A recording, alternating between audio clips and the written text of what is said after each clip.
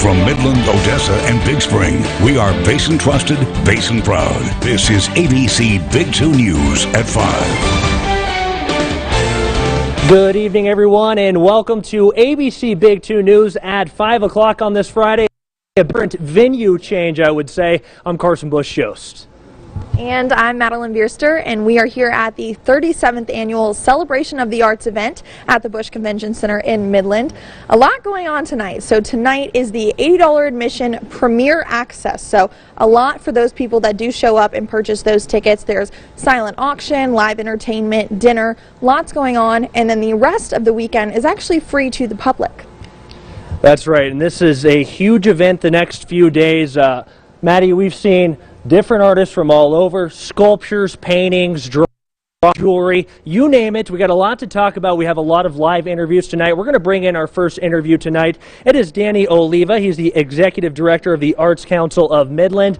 And Danny, I got to ask you, we'll pass the mic over to Maddie so she can give it to you. But hey, 37 years running strong. Just tell us a little bit about the overview of this event. Sure. Well, Celebration of the Arts started in 1984 by a group of interested patrons of the arts in Midland. At the time, there wasn't a local venue for local artists, and that's sort of how it has evolved from that. And over the years, it's changed, but we still have local artists, as well as this year we have artists from Arizona, California, and even New Jersey. Okay, so a lot of different talent from all over. How important do you think it is for those local artists to be able to showcase their work in their own city? Oh, I think it's great because it's very easy to do it when it's just in your own backyard, and it's also, you know, it gives, sometimes an artist hasn't done a lot of festival shows, and so it gives them an opportunity to try it out, you know, where they're from, where they're comfortable, and their friends come and see them and buy stuff. Definitely a pro. As far as the business and economic impact here for Midland, how big is this? I think it's really big, particularly if you look at the last year with COVID and the pandemic. There have been art festivals in Texas. They're just starting up now, and so that's a huge hit. Just think about if you know somebody in the oil industry, for instance, that was laid off. It's the same thing for these artists. It's just a different field. And so it has a big impact on them personally, and I think economically it helps the Arts Council because it is our fundraiser. But in addition, it gives us the chance to show off local talent, local visual and performing artists. Would you say that over, you know, the past 37 years that the art industry here in the Permian Basin has grown? It's definitely grown. I think a lot of that has to do just with information and the internet and availability of different types of exposure to the arts. And in my 20 years, because this is my 20th one, I've seen a lot of change, but we still have some folks that they were showing their work 20 years ago. All right, hey, and tell us a little bit about this premiere party tonight. A lot of fun. People are going to be coming in. Tell us a little bit about that. The premiere party is your chance to come out. You get kind of first crack at the artists and their work and to get to look at it. And we have planned food and drink, and there's live entertainment. We have a couple of guitarists that will be playing, and our sponsors have their own tables, and it's just a fun evening. There's even a silent auction. And like you said, you really get to meet the artists up close and personal. Talk with them a little bit about their work.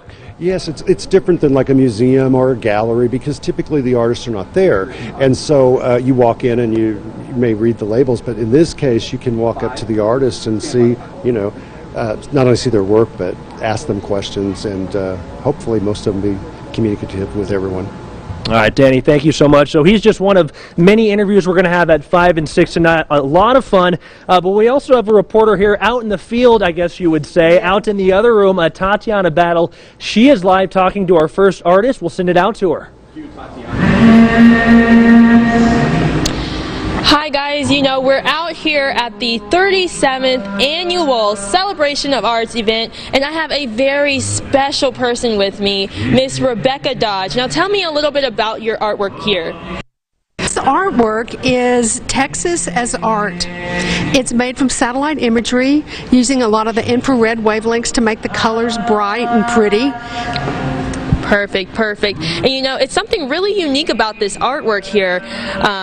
A lot of people don't know that if you buy a piece like this, the proceeds go to a very fund. Can you kind of elaborate on that? Yes, I still teach at Midwestern State University, and there is a Texas is Art Fund there that with scholarships and research funds for students at 13 different universities in Texas, including UTPB, Midwestern State, Texas Tech, UT El Paso. So students can get into that fund and use it to help them with their education. That's fantastic. See, you guys, you can come out to the Bush Convention Center, and when you buy a piece like this, not only are you supporting local artists, but you're also pouring back into your community, which is so essential when it comes to young people, because really, you'd agree with me, they are tomorrow's future, right? That's right, and all of the students who can apply for these funds learning how to use this satellite imagery to manage natural resources and to protect them.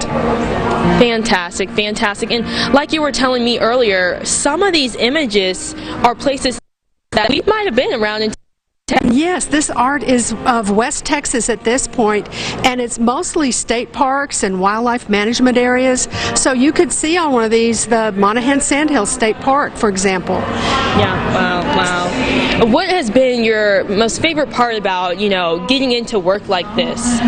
Well, just learning how to manipulate the images and turn them into different colors and make them look like a painting more than just a picture from space. Yeah. And how did you come about working on something like this? I mean, I don't know if anyone even just thinks, you know, hey, I would take a satellite image and turn it into a piece of art. How did you stumble upon that? Well, the USGS is funding me to do this artwork, and they have been doing Earth as Art for almost 20 years. So they have galleries that are absolutely astounding, and I aspire to be as good as they are at this, and I'm working on it. I'm not there yet, but that was my inspiration, Earth as Art. Perfect. Well, like we said earlier, you can come out all weekend long Bush Convention Center right here in Midland and see more artwork just like this one and support local artists. I mean, what better way to spend your weekend than to celebrate art and the artists behind the art. So thank you so much, Rebecca. Well, thank you. I appreciate it. Thank you for the opportunity. An absolute pleasure, and I can't wait for more people to come and see your fantastic work. Thank you. That's right, guys. Like I said, all weekend long. All right, Tatiana, thank you very much. Some really impressive pieces there by Sky. Good fun, and it's right here at the Bush Convention Center in downtown.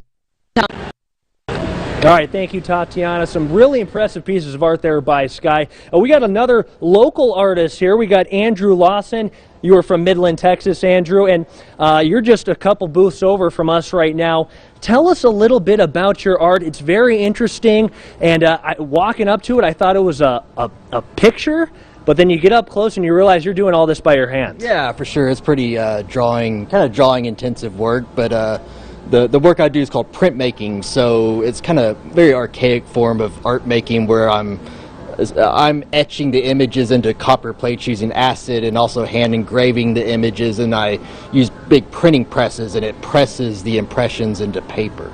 So I have multiple originals off of the same blocks or plates or whatever pressed on. That sounds really complicated. Yeah, it's a lot of technique and a lot of process going on in that type of art making. Okay, so we have some video of your work here. Tell us a little bit about, now you were up in Lubbock teaching, doing some school, now you're in Midland kind of art community. Tell us a little bit about Midland, the art community as a whole. Yeah, it seems like within the last, I'd say, 5 or so, it seems like Midland's made some great strides as far as just creating more awareness about art within the community. I know there's multiple galleries that have opened up, and there's been a lot more just public engagement from us, organizations like the Art Council or these galleries or open art spaces that are, creating more of a, artsy vibe in Midland, we could say. So it's definitely growing. It wasn't much, I'd say 10 years ago, but it's getting better and better. It seems like as more people are getting involved. So yeah, and the downtown area as a whole with Centennial Park, some of the shops opening up, really maybe just inspiring the whole art scene as well. For you, kind of what makes you tick? What inspires you to put together some of this art? Oh, my art in particular, it's a lot of social commentary, kind of pop art, social commentary stuff going on. Stuff with the current social, political climate. I don't get too political, but kind of social climate. And I draw a lot of influence from all over the place, but there's a lot of current, like, kind of pop surrealism art that I really enjoy, that I kind of follow, I guess you'd say. Awesome. So, okay. And well, for you, I mean, being back here, we've had the pandemic. To be back with some of these kind of artists in this realm, how cool is that for you? Yeah, it's a lot of fun. I did some shows earlier this summer, and as far as most of us can tell, they've been very successful. Everyone's ready to get out of their homes, ready to do stuff. There seems to be a lot of disposable income or disposable money available right now that people are buying a bunch of art. So hopefully it'll be a good show. And yeah. Andrew, thank you so much for joining us. By the way, some of the coolest business cards I've ever seen here. Stop by Andrew's, just a couple booths over from us. We are going to be previewing a very cool glass artist. That's going to be coming up later in the block. But first, we're going to toss it over to Chief Meteorologist Chase Menendez with the latest on that. Chase? Yeah, that's right. Actually, there's a little bit of rain out there in the forecast currently. We're starting to see that sprouting up at some of the higher elevations. Currently, a couple of thunderstorms mixed in there, but I really expect severe weather potential to be very low. So while we are seeing a couple of lightning strikes out here, a couple of thunderstorms, there is a possibility that we could get some flooding concerns with a lot of that rainfall. However, hail potential going to be very low, as well as damaging wind gusts. And again, most of those are sprouting up at the higher elevations out to the west of the Van Horn Mountains and Marfa Plateau. We do have a little bit of feedback here in the central basin, which indicates a lot of moisture, so there is a chance for some of these storms to creep eastward, make their way into the basin here before the sun goes down. Same story south of I-10, though. These storms are a little bit weaker than what we've got around the Van Horn Mountains, and as you can see, they are generally tracking off to the west, but there is a chance that they could make their way into the basin. I'll be sure to take a look at some of our rain chances as we continue on into the weekend here, coming up in a little bit, as well as the full forecast here right after the break. And we've also got more of a live look out there at the art convention coming up. For your latest news, listen to Big 2 Updates weekday mornings beginning at 6 on your all-time country favorites, Kicks 99.1.